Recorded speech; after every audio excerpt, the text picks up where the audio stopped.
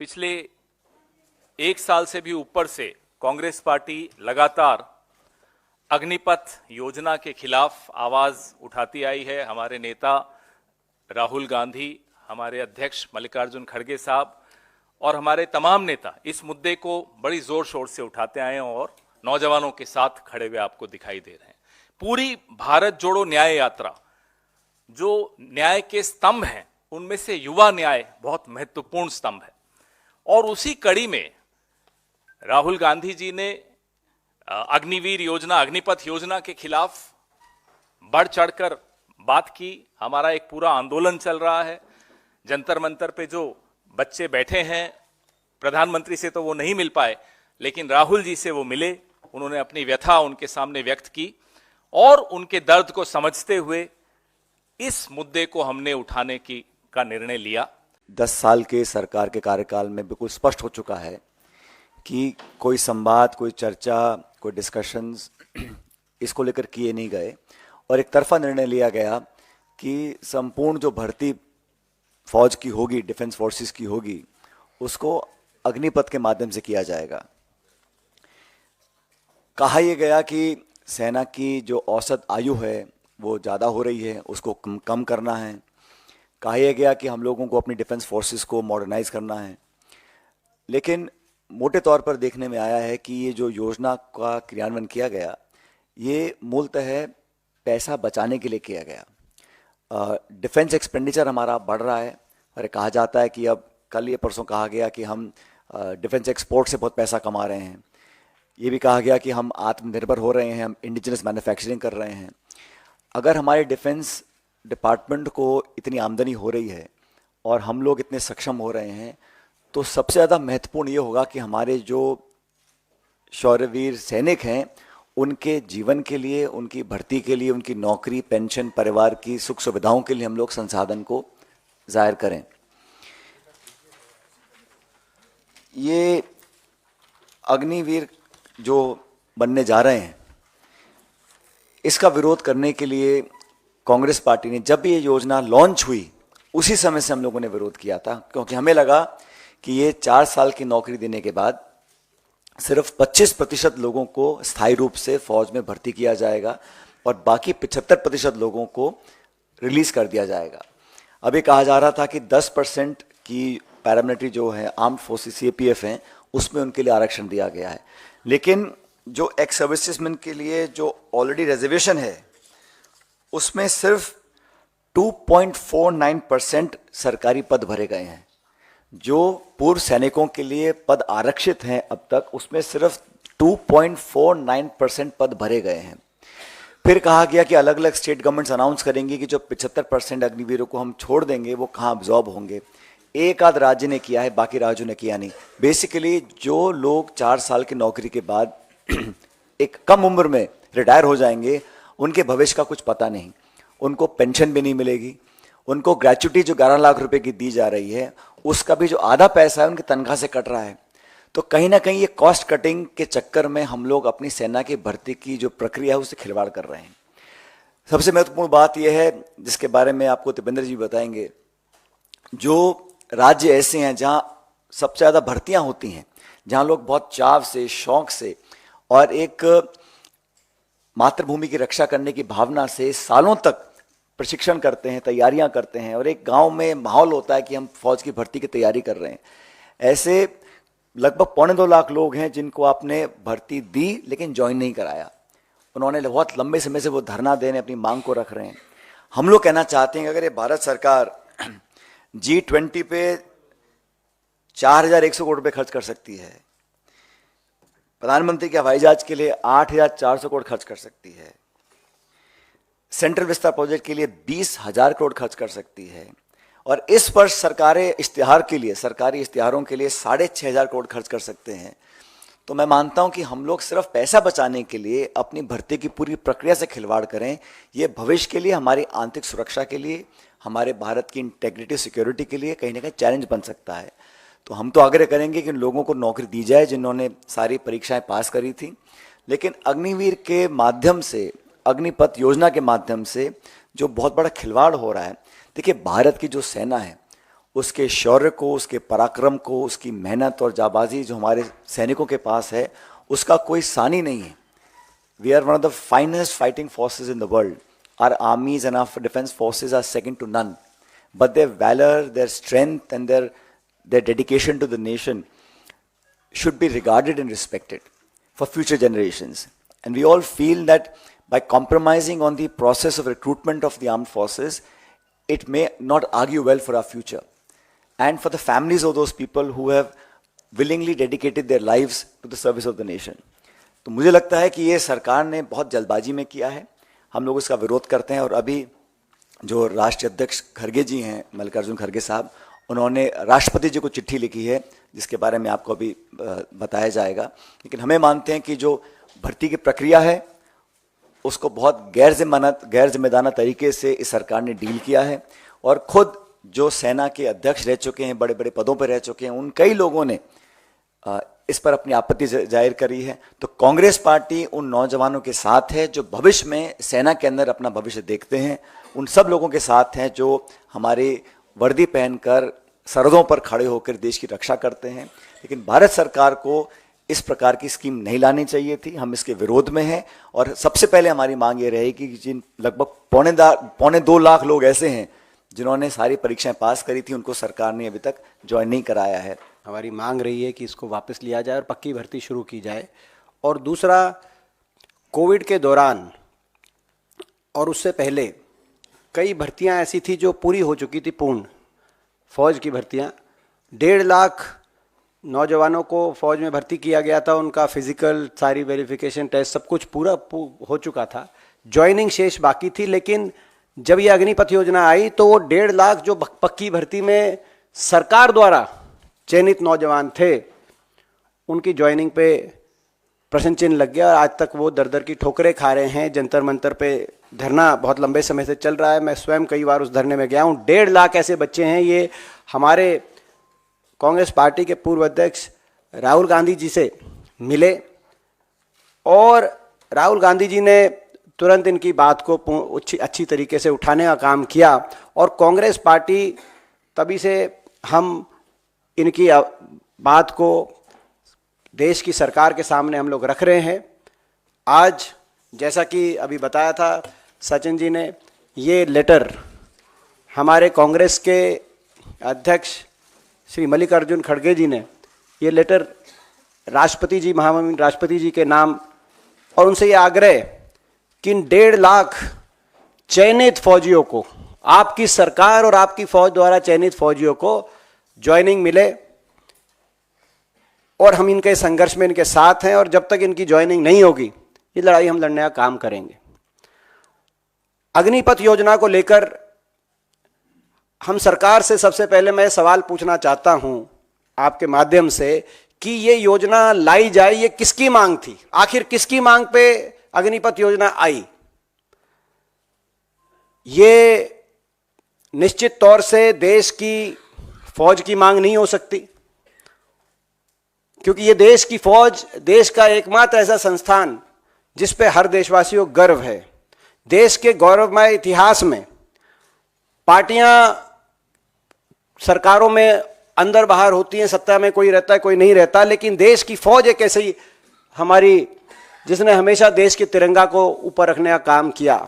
चाहे वो 1971 की पाकिस्तान के साथ युद्ध हो, इंदिरा जी प्रधानमंत्री थी, लेकिन हमारी देश की फौज, भारतवर्ष की जीत हुई, पाकिस्तान के 2 टुकड़े हुए. और चाहे वो करगिल का युद्ध हो जिसमें पाकिस्तान के शीश को झुकाने का हमने काम किया हो, चाहे उस समय प्रधानमंत्री वाजपेयी जी हो, सरकार में कौन सी पार्टी रहती है उसके से ऊपर ये फौज थी.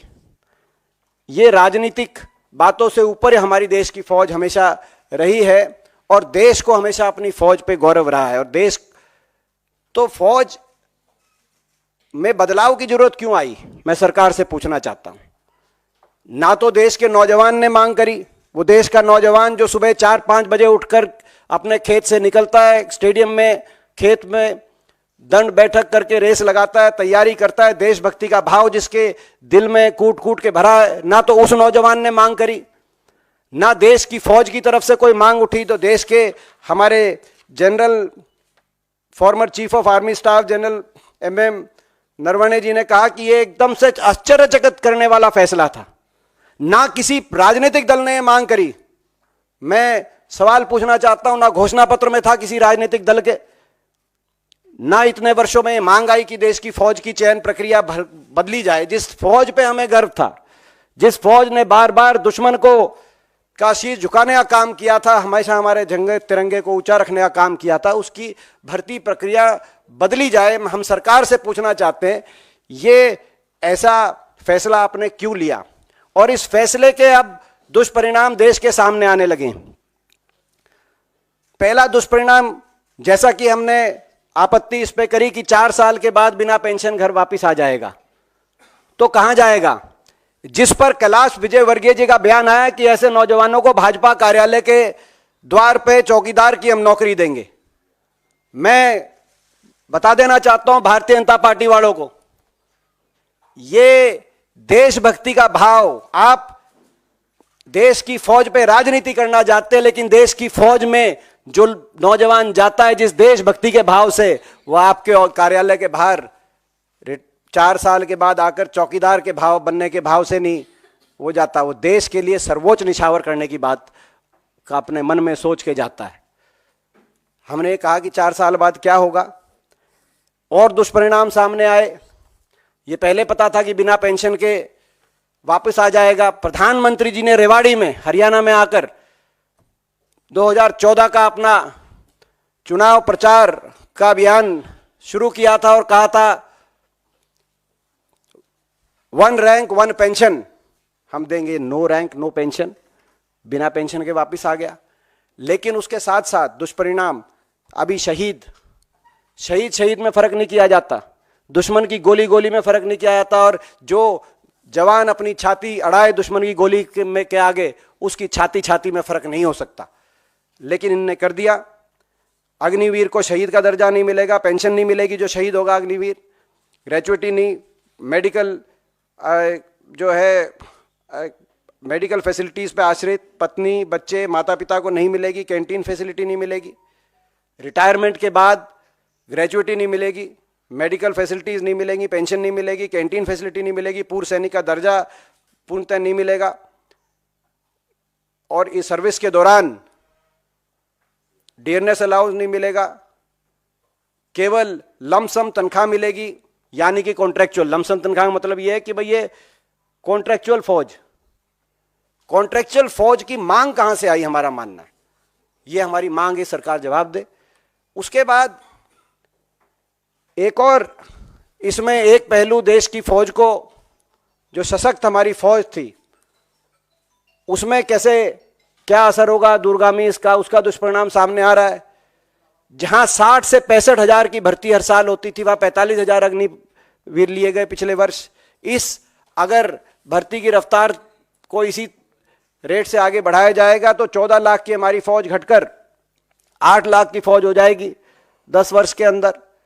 तो देश की फौज पे दुष्परिणाम सामने आ रहे हैं। और जो भर्ती किए जा रहे हैं नौजवान, उनका क्या मनोबल रहेगा, इसका अंदाजा इस बात से लगाया जा सकता है कि बहुत से जो ट्रेनी थे अग्निवीर, वो ट्रेनिंग छोड़ के वापस आ गए।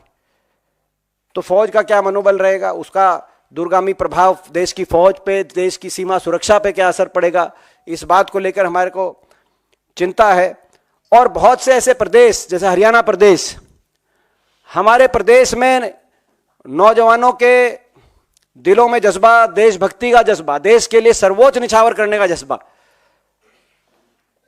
सुबह उठ के कड़ी परिश्रम, मेहनत, प्रैक्टिस, दंड बैठक, रेस, अपने गांव में, अपने शहर कस्बे में जो नौजवान लगाता था कि देश के तिरंगे में लिपट के अगर मेरा शरीर कभी शहीद होकर अगर वापस आए तो वो मेरे लिए गौरव का विषय होगा। उस देश में, उस प्रदेश, हरियाणा जैसे प्रदेश में, जहां हर साल आजादी के बाद से 2019 तक 5,500 की हमारी पक्की भर्ती होती थी, आज वो पिछले वर्ष केवल 964 अग्निवीर लिए गए, जिसमें से 722 वापस आ जाएंगे, केवल 210 के करीब पक्के किए जाएंगे। कहां 5,500 की पक्की भर्ती है जैसे हरियाणा जैसे प्रदेश में, और कहां केवल 210 की पक्की भर्ती प्रति वर्ष। ये कितना मैं समझता हूं कि जहां हमारा नौजवान देश की सीमाओं पे जाकर अपनी जान हथेली पे रख के देश का सुरक्षा करता था, आज वो डंकी के रास्ते दूसरे देशों की सीमाओं पे गैर कानूनी इलीगल इमिग्रेशन के माध्यम से उन सीमाओं के अंदर जाकर वहां पे मजदूरी करने के लिए मजबूर हो रहा है। देश में सबसे ज्यादा बेरोजगारी हो गई हरियाणा में, कहीं अपराध की बात आ रही है, तो स्थिति है। तो आज नौजवान की रुचि कम हुई, कोचिंग सेंटर बंद हो गए। हरियाणा, राजस्थान, उत्तराखंड, हिमाचल जैसे प्रदेशों में कोचिंग सेंटर जो फौज के होते थे, बड़े बड़े कोचिंग सेंटर बंद हो गए। तो रुचि कम हुई नौजवान की, उसके लिए कौन जिम्मेदार है? जो भेद किया जा रहा है अग्निवीरों में और जो पक्की भर्ती किए गए, उसके लिए कौन जिम्मेदार है? फौज की जो कमी आई, उसके लिए कौन जिम्मेदार है? देश की रक्षा सुरक्षा के लिए ये जो बात हुई, इसके लिए कौन जिम्मेदार है? मैं समझता हूं कि फौज पे राजनीति कर कर आप राष्ट्र की बात नहीं कर सकते, राष्ट्रहित की बात नहीं कर सकते। फौज को अगर कोई फैसला आपका फौज को कमजोर करने का काम करता है, तो आप राष्ट्रभक्त या देशभक्त होने की अपनी बात नहीं कह सकते। और इसीलिए हमारी मांग है, अग्निपथ योजना वापस ली जाए, पक्की भर्ती दोबारा से शुरू की जाए, और इन 1.5 लाख जो भर्ती के तहत नौजवान भर्ती किए गए थे भारतीय सेना द्वारा, जिनको ज्वाइनिंग नहीं मिली, इनको तुरंत ज्वाइनिंग मिले। इन दोनों मांगों को लेकर कांग्रेस पार्टी संघर्षरत है। हमने राहुल गांधी जी के नेतृत्व में जय जवान अभियान, कांग्रेस पार्टी ने उसका बिगुल फूंका है, जिसकी गूंज देश के कोने कोने में सुनाई दे रही है, आने वाले समय में और सुनाई देगी। और इस संघर्ष के रास्ते पे हम रहेंगे, और यदि कांग्रेस पार्टी को अवसर मिलेगा देश में, तो हम ये पक्की भर्ती दोबारा शुरू कराएंगे, देश की फौज पे जो गौरव था उसको दोबारा बनाएंगे, और इन 1.5 लाख नौजवानों को भी नियुक्ति फौज में दिलाएंगे। कि कैसे जवान और किसान दोनों के साथ जो शोषण दोनों का हो रहा है, इन्हीं किसानों के परिवारों के बच्चे हमारी फौज में जवान बनते हैं, और दोनों की जो स्थिति है आपको जंतर मंतर पे भी दिख रही है, सड़कों पर दिख रही है, दिल्ली की सीमाओं पर दिख रही है। इसी कड़ी में युवा न्याय के लिए जो कदम राहुल जी ने उठाया, खड़गे साहब ने उठाया, वो अभी हमने आपके साथ साझा किया। ये स्कीम लॉन्च की थी, उस समय हम लोगों ने इसका पूरा विरोध किया था, और मैं नहीं समझता हूँ कि हम लोगों को अगर कहीं खर्चे में कटौती करनी है या कुछ और सेविंग्स करनी है, तो ये माध्यम होना चाहिए। हमें लगता है कि अग्निवीर, जो जैसा दीपेंद्र जी ने कहा, अग्निपथ जो योजना है, हम नहीं समझते हैं कि ये एक सकारात्मक कदम है, और इसको रोल बैक कर कर हम जो पक्की भर्तियां होती थी फौज के अंदर, उसको दोबारा चालू करने की बात रखेंगे। और मैं समझता हूं इस बात को हम अपने मैनिफेस्टो में भी पूर्ण तरह स्पष्ट तरीके से रखेंगे। ये आर्थिक मकड़जाल बनाया गया है ना, ये पहले तो था नहीं। और आर्थिक मकड़जाल से निकलने के लिए आपकी प्राथमिकता क्या होनी चाहिए? पहली प्राथमिकता होनी चाहिए कि हमारे देश की अखंडता सुरक्षा के लिए जो सेना हमारी है और जो बहुत बेहतर काम कर रही थी, उसको मॉडर्नाइज करना है, उसकी एवरेज आयु कम करनी है, उसके और बहुत सारे तरीके हैं। लेकिन मैं नहीं मानता हूं कि इसको इस प्रकार से करना चाहिए था, क्योंकि इससे पूरी रिक्रूटमेंट, पार्शियल रिक्रूटमेंट होता, कुछ समय के लिए होता, लेकिन सारी रिक्रूटमेंट बंद करने के बाद, और आप ये बोल रहे हैं कि अग्निवीर बनने के लिए लाखों लोग लाइन लगा रहे हैं। अरे कोविड टाइम भर्ती हुई नहीं बिल्कुल, और इस देश में जो इतनी रिकॉर्ड अनएम्प्लॉयमेंट है, उसको लेकर नौजवान क्या करें? विकल्प क्या उनके पास? लेकिन लॉन्ग टर्म के लिए आपने कहा 1 रैंक 1 पेंशन, उसको पूरा नहीं किया। अब चर्चा कर रहे हैं 1 नेशन 1 इलेक्शन, और 2 तरह की भर्ती आप हो जाएगी, एग्जिस्टिंग होंगे पक्की भर्ती वाले और अग्निवीर होंगे। उसमें 6 महीने की ट्रेनिंग भी है, 6 महीने की छुट्टी भी है, 4 साल का कार्यकाल है। तो उसमें क्या एक जो फौज की एक भावना होती है, क्या कहीं ना कहीं हम इस पूरी योजना से उससे खिलवाड़ तो नहीं होगा? ये बड़ा चिंता का विषय है, क्योंकि सरहद पर जो खड़े होते हैं, एक आर्मी की यूनिट होती है, फौज में एक अपनापन होता है, उसमें उसके साथ खिलवाड़ ना हो जाए, ये चिंता हम लोगों को है। इसलिए आर्थिक लिमिटेशंस को देखकर हम काम करें। और आप कह रहे हैं 5 ट्रिलियन इकॉनमी बन रही है, हम we are now according to government of India we are the top 25 arm exporter. अगर आप इतना आमदनी कमा रहे हैं रक्षा मंत्रालय से, तो पहली प्राथमिकता हमारी मैन पावर की है, उसको सुदृढ़ करने के लिए, बेहतर वेपनाइज करने के लिए, बेहतर ट्रेनिंग करने के लिए, औसत आयु बढ़ाने के लिए बहुत सारे तरीके हैं। लेकिन जिस प्रकार एकदम से किया गया और संपूर्ण भर्ती को किया गया, उसके हम लोग विरोध में हैं। मुझे लगता है पूरा रोल बैक करना पड़ेगा सरकार को। एमएसपी पे तो पहली जो गारंटी हम लोगों ने दी है, खड़गे साहब, राहुल जी ने छत्तीसगढ़ में, हमने कहा हमारी सरकार बनने के बाद हम लोग वो काम करेंगे जो इस सरकार ने नहीं किया। जब 3 काले कानून कृषि के वापस लिए थे, उस समय सरकार ने कहा था कि एमएसपी को लेकर हम लीगल गारंटी लेकर आएंगे। जब वादा खिलाफी हुई तब किसानों ने कहा अब चुनाव सर पर हैं, कृपया उसको पूरा करिए। और फिर जो हाल आप देख रहे हैं क्या हो रहा है, टीयर गैस डाली जा रही है, लोग किसानों के साथ उन पे मुकदमे दर्ज किए जा रहे हैं, उनके साथ बल प्रयोग किया जा रहा है, उनकी बेइज्जती की जा रही है अन्नदाताओं की। तो ये सरकार वादा पूरा करने में विश्वास रखती नहीं है। इसलिए मैं मानता हूं कि हम लोग, जैसा हमने गारंटी दी है कि सरकार बनने के बाद हम एमएसपी को लीगल फ्रेमवर्क में लेकर आएंगे, ये हमारा एक संकल्प है, हमारी गारंटी है हमारी कांग्रेस पार्टी की तरफ से। इसीलिए मुझे लगता है कि इन्होंने जो ओआरओपी का वादा किया उसको पूरा नहीं किया, बल्कि वादा खिलाफी किया भविष्य की पीढ़ियों के साथ जो फौज में अपना हिस्सेदारी करना चाहती थी। तो हम लोग एमएसपी पे हमारा जो घोषणा है हमारी, वो पहली थी मेरे ख्याल जो कांग्रेस पार्टी की तरफ से गारंटी है। और वो वाली गारंटी नहीं है ये जुमले वाली गारंटी, ये पक्की गारंटी है। डिफेंस के ऊपर हमेशा भारत की जो भी सरकारें आई हैं उन्होंने हमेशा उसमें इजाफा ही किया है, कोई कमी नहीं करी है। और मुझे लगता है कि देश की पहली प्राथमिकता हमारी डिफेंस का होना चाहिए, क्योंकि बजट का बहुत ज़्यादा डिटेलिंग नहीं आती है। लेकिन अब देखो, जैसे जो पहले तनख्वाह थी लगभग 60,000 रुपये की थी, अब अग्निवीर जो होगा उसको मिलेंगे 45,000 रुपये, तो वो कटौती की है। मैं नहीं समझता हूँ कि ये कटौती जो हम कर रहे हैं ये बहुत ज़्यादा लाभदायक होगी।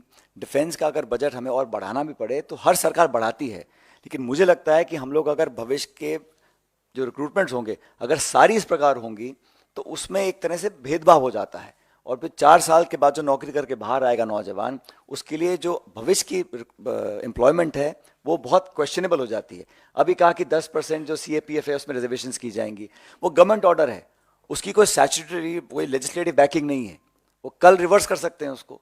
और फिर कहा अलग अलग स्टेट गवर्नमेंट स्टेट पुलिस में रिक्रूटमेंट देंगी, कितनी स्टेट गवर्नमेंट्स ने ऐसा अनाउंस किया है। और जो एक्स सर्विसमैन के लिए रिजर्वेशंस थी उसमें से 2.5% वैकेंसी भरी गई हैं।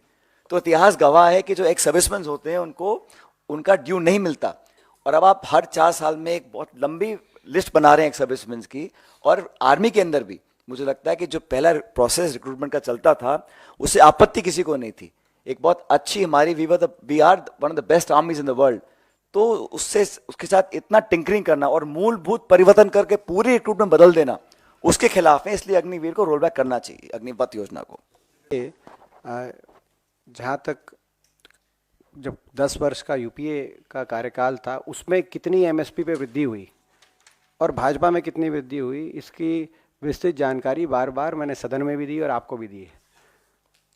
लगभग एमएसपी गेहूं, धान, तिलहन, अलग अलग तरह की पल्सेस, अगर आप एवरेज औसतन देखें तो यूपीए कार्यकाल में लगभग 100% उसमें वृद्धि हुई एमएसपी में। और अभी की आप देखें इन 10 वर्ष में तो 30 से 40% वृद्धि हुई। किसान की आमदनी दुगने की बात थी, किसान की एमएसपी को बढ़ाने का दर आधे से भी कम करने का कोई इस सरकार का किसानों को कोई बात नहीं कही गई थी। किसानों के साथ धोखा हुआ है, एमएसपी उस रफ्तार से बढ़ाई नहीं गई, ना जो है किसान की आमदनी दुगनी हुई, किसान पे कर्ज दुगना हुआ। 9 लाख करोड़ से बढ़कर 23.8 लाख करोड़ का कर्जा देश के किसान पे इस सरकार के कार्यकाल में जो आज कर्ज के बोझ के तले किसान दबा है। और ना ही कोई कर्ज माफ़ी हुई, जो जैसे हमारे समय कर्ज माफ़ी हुई थी यूपीए सरकार के समय में, तो ना तो कोई व्यापक कर्ज माफ़ी का कोई योजना सरकार लेके आई, ना उस रूप से एमएसपी को बढ़ाकर किसान को देने का काम किया। तो किसानों की ये जो मांग है एमएसपी को लेके जायज़ मांग है। हम सरकार से कहना चाहते हैं बार बार, किसानों के साथ आप ही ने वायदा किया था किसान आंदोलन में, सरकार बैठे किसान के साथ और बातचीत के माध्यम से तुरंत देश के किसान को एमएसपी पे जो आपके द्वारा की गई एक वायदा था कि उस पर कानून बनेगा, उस वायदे को सरकार बातचीत के माध्यम से पूरा करे और इसका समाधान करे। सबसे पहले तो मैं नफे सिंह राठी जी को श्रद्धांजलि देता हूँ।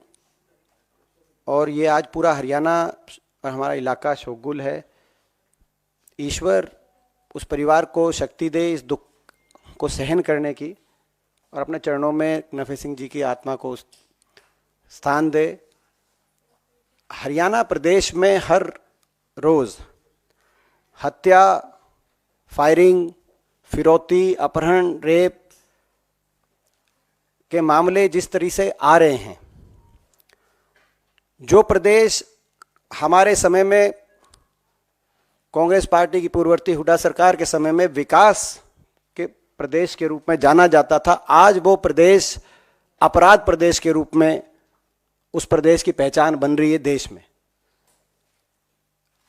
जो भी आंकड़े भारत सरकार द्वारा, मोदी सरकार द्वारा दिए जा रहे हैं, उनके अनुसार हरियाणा हर प्रकार के अपराध में, देश में अपराध दर में हरियाणा सबसे आगे है। एनसीआरबी, गृह मंत्रालय द्वारा दिए गए आंकड़ों के अनुसार,